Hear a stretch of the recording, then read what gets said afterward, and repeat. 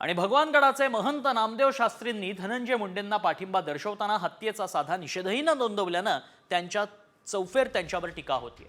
Namdev शास्त्रींना Dhananjay मुंडेंची saline दिसली, मात्र संतोष देशमुखांच्या अंगातलं साखळलेलं रक्त दिसलं नाही का, असा तिखट सवाल जरांगेंनी शास्त्रींना केलाय।